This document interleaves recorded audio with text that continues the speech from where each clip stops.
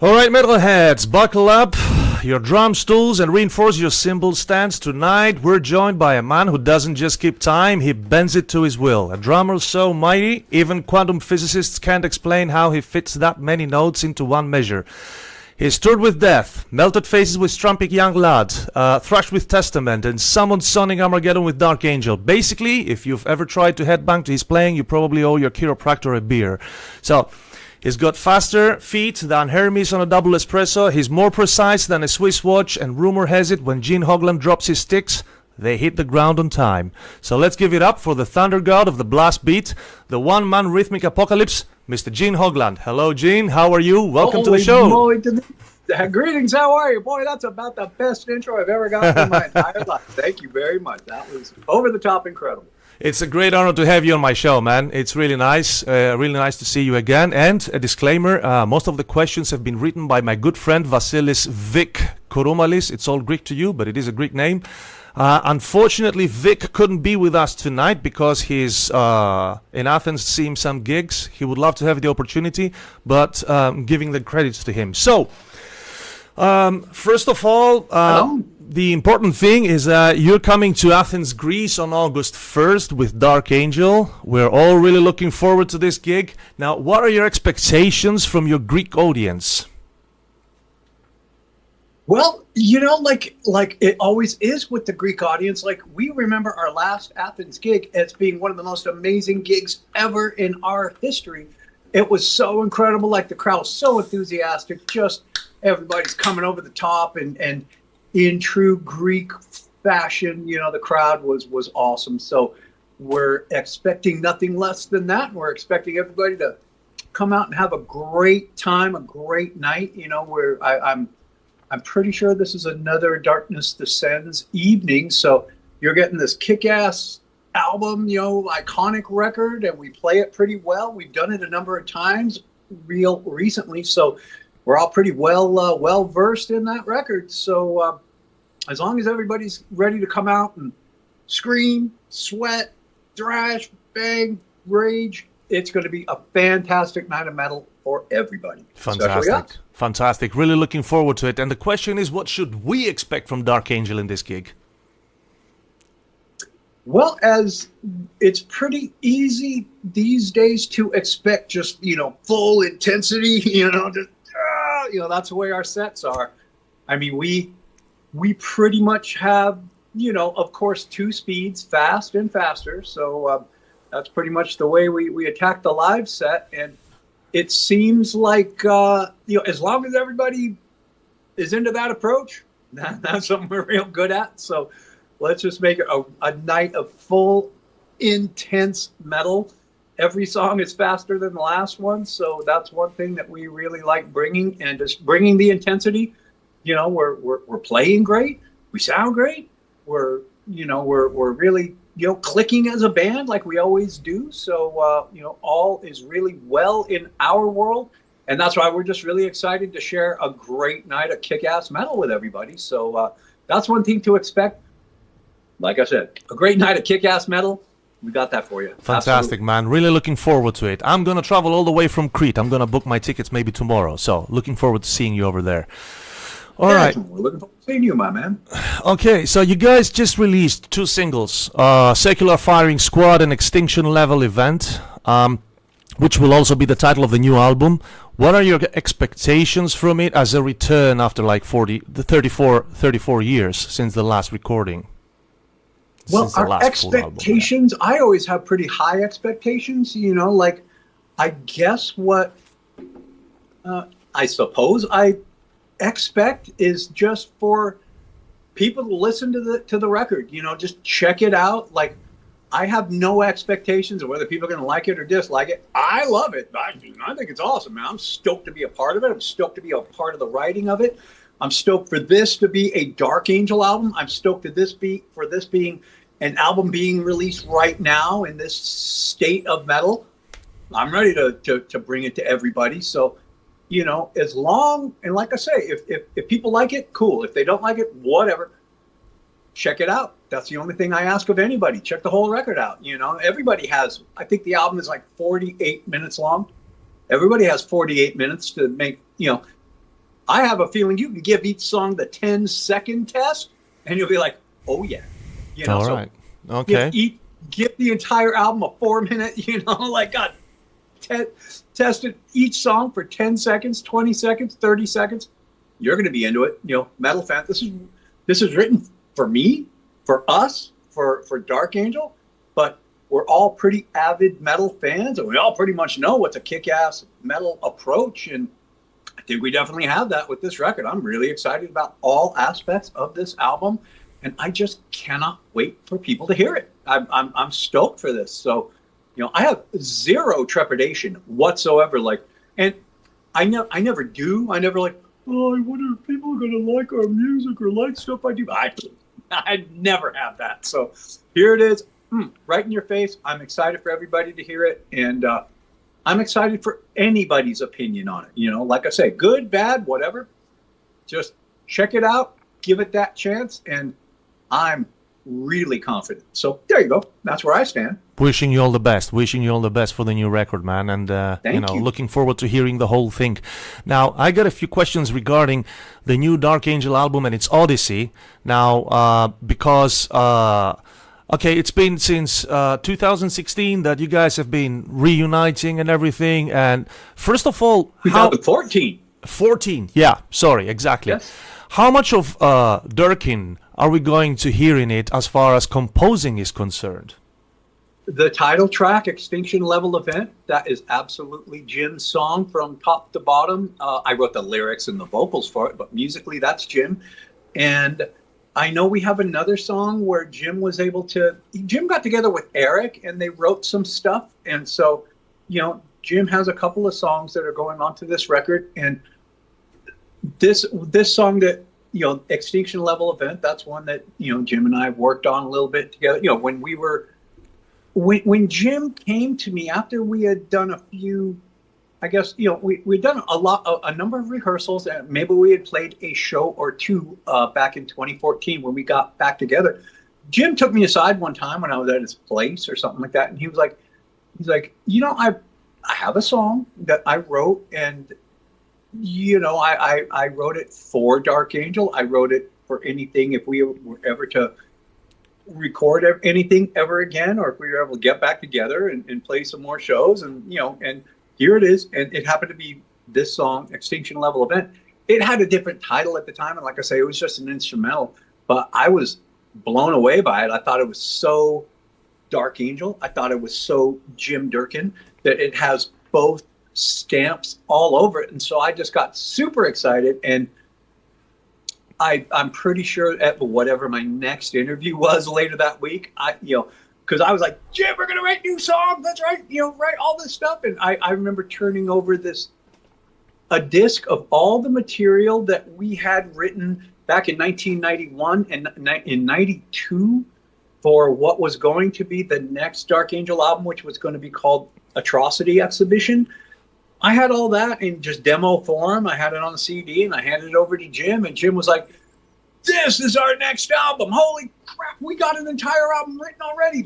Every song on here, let's release these. And I was like, that's really cool and all that. That's good to know. However, I love what you're writing right now. Jim, what you just brought to the table here is really exciting to me.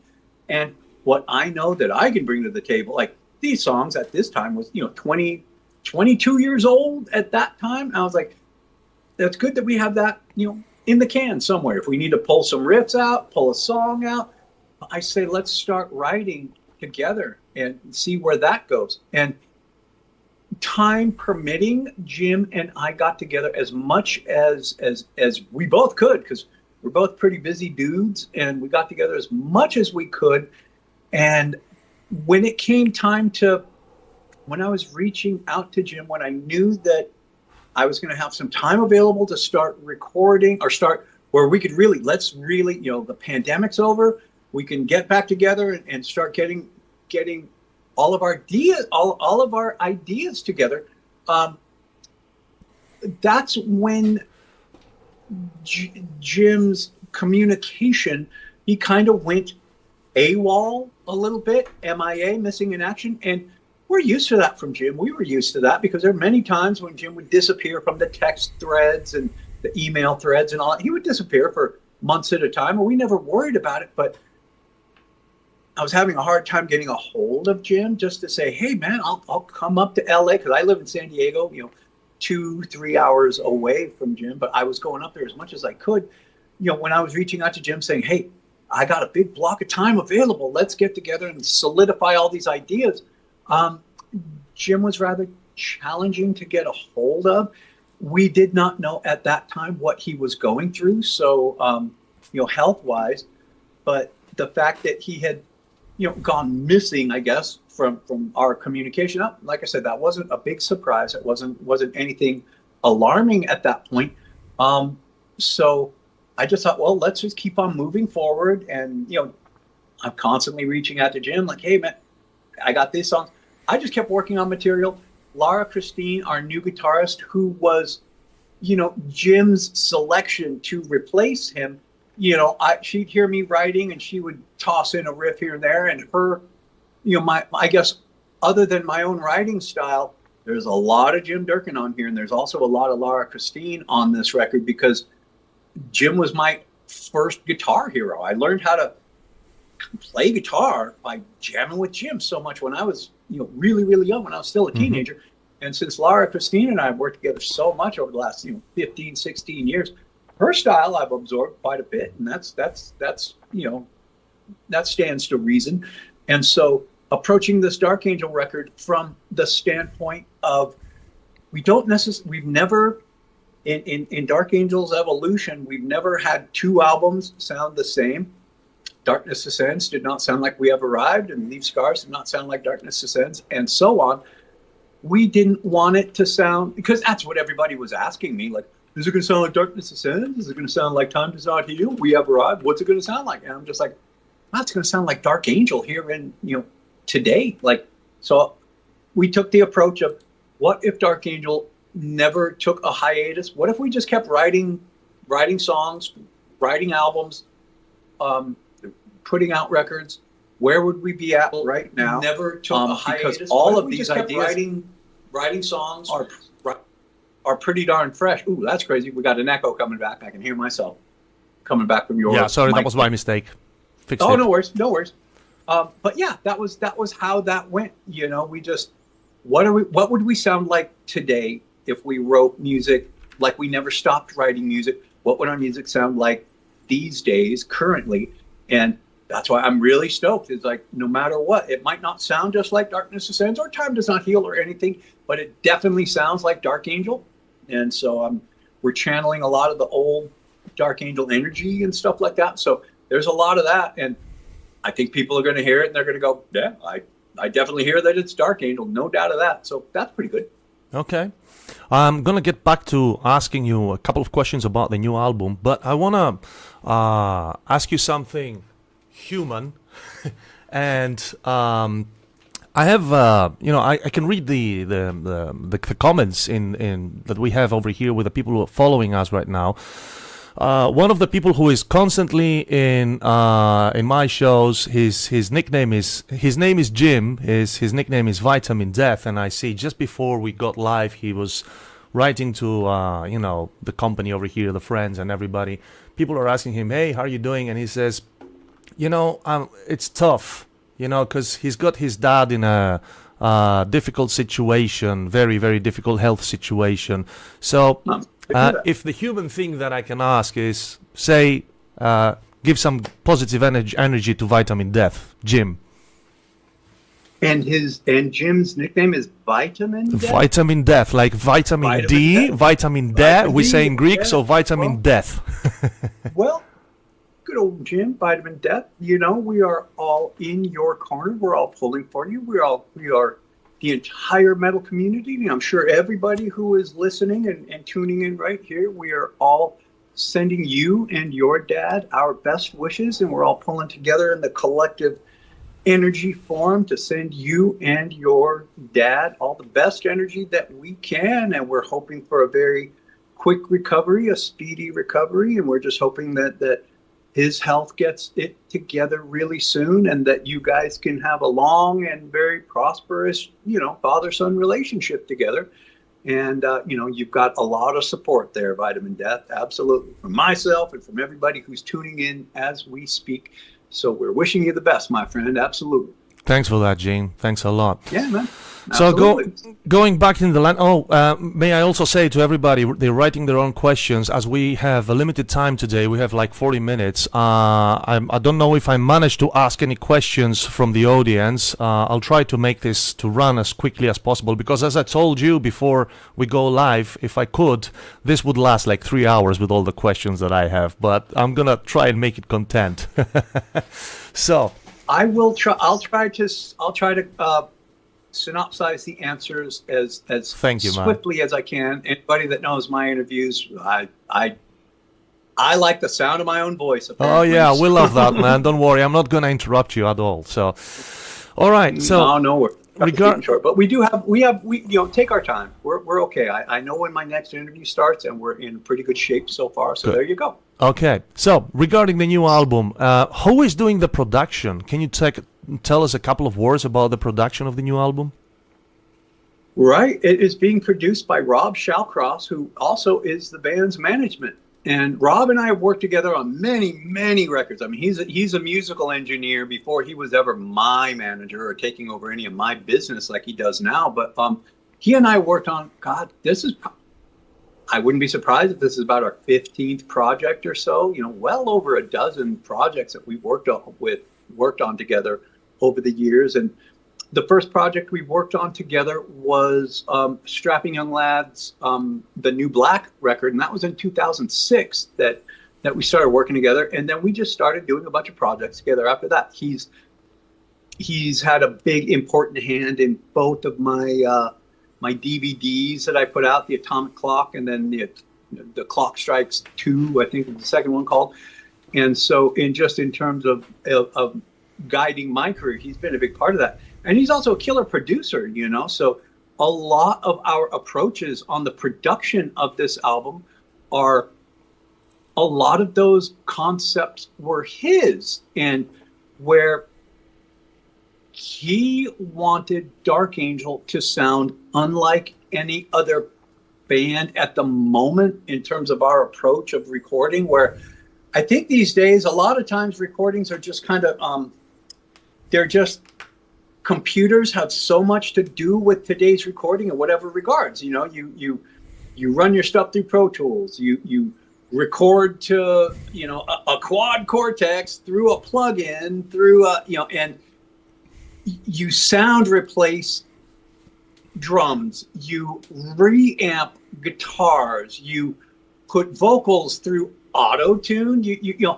all these computer things that he's like. Dark Angel is not that kind of band. You never have been, because you haven't done any records in this era. So you haven't even had that chance to put a toe into this kind of water, Dark Angel. So what we're going to do is we're going to go pretty old school on everything. Everything's going to be organic. The drums are going to be the drums. You're going to play these things. Nothing is gridded. Nothing is you don't, when it comes to the guitar parts, you don't just like, okay, well, that's one good section there. Just copy it and paste and paste and paste and paste.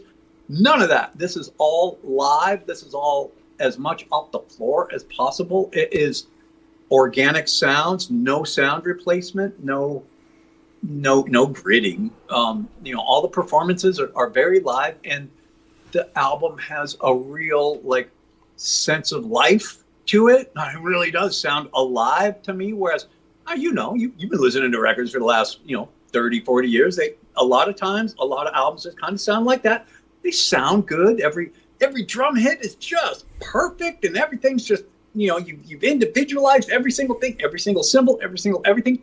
Our album is far from perfect, but it's very alive. So I'm really excited with the production of it. And if it's a winning combination, great. If it's not, at least we tried it. We definitely, I never lack the balls to try anything that nobody else is doing. I've never have a problem doing that.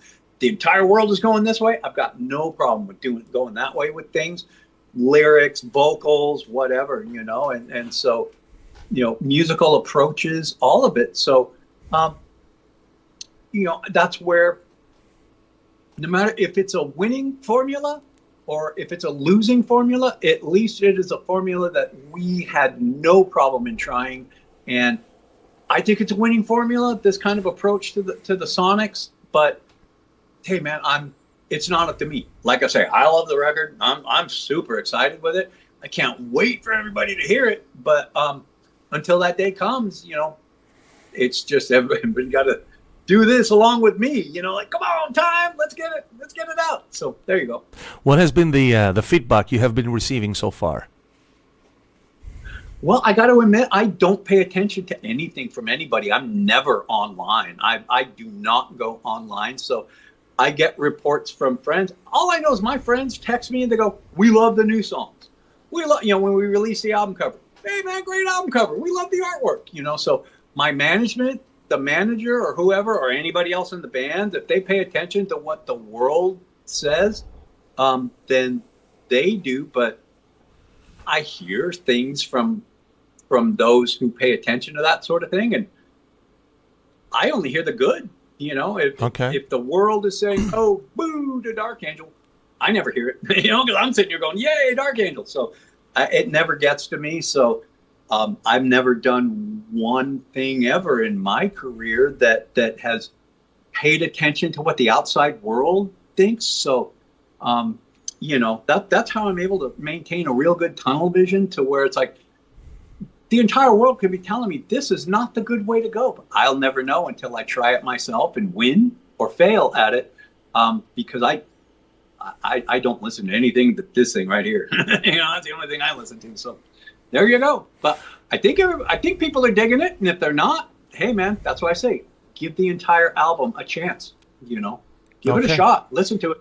And if you don't like it after listening to the record, then hey, that's my fault. Then I will take full responsibility for that. But I have a feeling people are going to be going like, God, Lord Almighty, this album's killer. That's the way I feel about it. So there you go. I wish you that, man. I wish you that. When exactly should we expect it to be released? The 4 numbers that I do know it's going to be released on is 2025. That's the only thing I know the actual release date is going to be, and that means 2025. I know it's coming out this year. That's the one thing that I'm guaranteeing. But as for the actual release date, that is coming closer and closer with each day, each week. We are getting closer and closer to being able to pin down the actual, like, this will be its release date. So everything is, of course, when you're self-financing a record, there's delays. Like, hey, this has been a 10-year delay since first time I said, hey, everybody, there's a new Dark Angel album coming. It's been 10 years since I said that, at least, I would say. And so another few months. I appreciate everybody's patience. Thank you very much. But, the album's going to come out when we have everything together and it's the perfect time for it to come out. So that's one thing we're really looking forward to is getting this darn thing out, totally. Okay. And I'm going to pick a couple of questions from the audience. My friend Ignatius, he says, hello, and amazing Gene Hoglan. Ask him, hold on, it just scrolled. Ask him, where was it? Where did it go? Okay. So ask him when, we just said that, when it's going to be released. And why did you remove the first single from Spotify? We never put it on Spotify. Okay, there you go. I don't think, I gotta admit, that's something that it wasn't on Spotify. Okay. I don't think we ever we only put it on our website. So if you want to check it out, you gotta go to our website and go through our trafficking, give us the money rather than Spotify, which is fair enough. Yeah. It's like, these days, it's like, hey, man, if you want to support a band directly. Cool. That is the one thing I will say for Spotify is they are starting to have that little make a donation to the band thing. Yeah. I use that. I use it. I've donated to bands that I love, God, there's a band from Australia called Alarum that has a couple of songs, Crystals and Sand. I love those songs so much. I gave them money. I'm like, I love your music. I think this is awesome. You get to do it through PayPal. So that's one thing I'll give Spotify. Thanks for that. At least if you're going to if you're going to create a platform where you pay your bands zero, at least you give those bands the opportunity to appeal to their fans. The fans of those bands, you give those fans an opportunity to say, I want to support this band. Here's a sizable amount that's going directly to your PayPal. I'll give Spotify the credit for that. Thank you for that. All and right. That allows everybody. And that's one thing I've said that God, for 25 years now.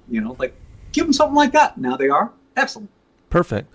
The second comment I'm gonna pick up from the comments in the comment section is from my friend. We do shows together in this show. Michael Stavrakakis. It's all Greek to you because it is, and he is also the vocalist of a band called Democracy. He's asking the question that I already had in my questions, and he says, "Hi there, Gene. How much did your drumming evolve from Dark Angel to Death in order to play the drums for individual thought patterns? Also, was it hard to play Sean Reinert's parts from Human?" Well, I'll answer that second part first. No, it was a blast to play his parts. And, that was just where, Sean and I were pen pals before that went down. And I was really excited to play his parts from Human. Those are my favorite parts to play within the Death to All set and back in the day in the Death sets. I've always said Flattening of Emotions became my favorite Death song. That's my favorite drum song. Love, Suicide Machine and Lack of Comprehension. Those have always been in the Death set from back in the day. So it was always a real fun challenge to play those songs. And the one thing that I did care about was like, if you're gonna play Sean's parts from Human, you better do them well. You better really pay attention. I was pretty good with picking out parts, and this is back before all you ever had was usually a cassette, or maybe you had a CD player. You didn't have the slower downers, the apps that you could just slow things down and you didn't have anything that could really boost, you didn't like these days you have, I know on YouTube there's isolated tracks, and you didn't have any of that stuff back then, So one thing that I did have, thank God for Steve DiGiorgio, is he had the bass and drums tracks, just bass and drums. That was so helpful to try to figure out what was going on there. And so, I was always pretty good at, picking up the drums from just listening to them, like, Neil Peart or Terry Bozzio or, Bill Bruford or whoever it is. Usually I give it a good listen. I was like, okay, I got that all figured out. I just applied the same sort of thing with Sean's stuff, and playing that was really fun to do. And so the way that I evolved, I guess, my drumming from Dark Angel is over to Death is that I fortunately, when I started working with Chuck and started being a part of Death, with Dark Angel, all of that era, I was writing the majority of the music, playing the guitar, writing the vocals, writing the lyrics, doing all the business, doing all the press, just handling, so many different hats for Dark Angel, that when it came to being with Chuck and being in Death, all I had to do was just play drums, do the odd interview from time to time, but Chuck wrote all the riffs, Chuck wrote all the lyrics, all the vocals, did the 99% of the press, handled all the biz on his own, took care of all the bookings, and took, all that sort of stuff. I didn't have to do any of that. So I just got to focus my energy and my thoughts and my creativity or whatever on the drums. And so that's where having Sean is a huge influence on what the approach could be for drumming in Death. He opened up a wide avenue of ideas that you could explore. So I explored all of them, and so when it came to writing the drum parts to individual thought patterns, I just tried to come up with really creative musical parts that hadn't been written before. That was something that was always important to me. Even back in Dark Angel, write beats that nobody's heard, write beats that nobody's played, write beats that are solely your own. So it's always got to come back to, where did this beat start from? Hoglan, Dark Angel, Death, Strapping Young Lad, whatever it might be, just have me be the ground zero of a lot of these beats. Because, there's many beats that I play that are other people's beats. I guess the term is gatekeeping. I do not gatekeep where I got my ideas from. Dean Castronovo, yes, tons, directly. Robbery, definitely. Steve Gadd, Robbery, definitely. So, Neil Peart, of course. Tommy Aldridge, a lot of that. Steve Smith, totally. The list goes on and on and on. So, if I could have a hand in trying to elevate myself, write beats you haven't heard before. It's like, oh, well, if you're going to write beats that you haven't heard before, maybe other people haven't heard them or written them before either. So that is one thing. If you're going to steal from that pot, if you're going to take from that bag of licks, make sure you put a ton back in there for everybody. So there you go. Fantastic. Okay. Going back to the new album, as far as the songwriting process is concerned, has each and every single one of you written their own parts? Was it a joint effort in the studio, written together? How would you compare it to all the processes? Well, like I was saying, it started with Jim Durkin and myself, because we, at that point, it's Dark Angel historically, and you can kind of read it from the credits on every single record. It's usually been the drummer and the other guitarist, the drummer and whichever, guitarist that we had, Darkness Descends. We Have Arrived was, for the most part, Jim Durkin and whoever might have written, maybe the other vocalist wrote some lyrics, and maybe the Rob Yon, the bassist, might have written a riff here and there. By the time I got to Darkness Descends, I remember Rob Yon wrote one riff. I remember the opening riff to Death a Certain Life Is Not. Rob Yon wrote that riff, absolutely. And from then on, Leave Scars was pretty much Jim and myself. I played a lot of guitar on Leave Scars, let's just, some of those songs that I wrote, it's like, you wrote them, you played the guitar on, and Time Does Not Heal was the same thing. Brett Erickson and myself, and there's a number of songs where it's like, Hoglan, you wrote those songs. We're never going to play those songs live, so just you record them in the studio because you wrote them. That's the way that goes. And so this album is probably similar, but one thing that we did try to concentrate on is one thing, like from just my songwriting standpoint, is I wanted to make riffs that were very fun to play and very easy to play for all the rest of my band, because I can write some really, really complicated riffs. So could Jim. Jim was a master of very complicated yet catchy riffs. We both were like that. We both kind of fed off each other, and I fed off Jim tons in that regard. And this was one where it's like, I just want to make this album fun. I don't want to overcomplicate things. Like, I'll flat out tell you, gone are the 9-minute Dark Angel songs on this new record. There's no song that's over 5 minutes and 20 seconds. It's just like, get right to it.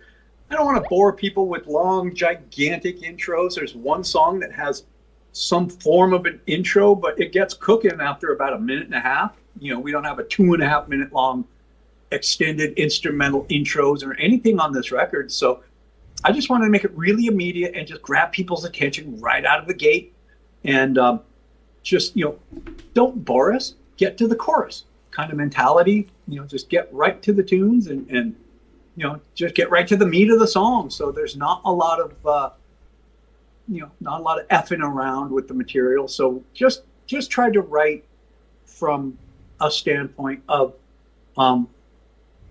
what's going to be fun to play. And, Eric Meyer, he's got riffs on here. Laura Christine, her style is a big influence on me. Like I was saying earlier, we've worked together for 15 years, and I love Laura Christine's riffs more than anybody else's riffs on the planet. I can't wait for our project to be out there. She wrote the best riffs on the latest Dark Angel record, and she wasn't even trying she would just kind of walk by sometimes as I'm kind of struggling with something. She's like, hey, why don't you try this? Or, there was a riff where she's like, hey, you realize you're taking that riff from me. And I was like, I did not realize that.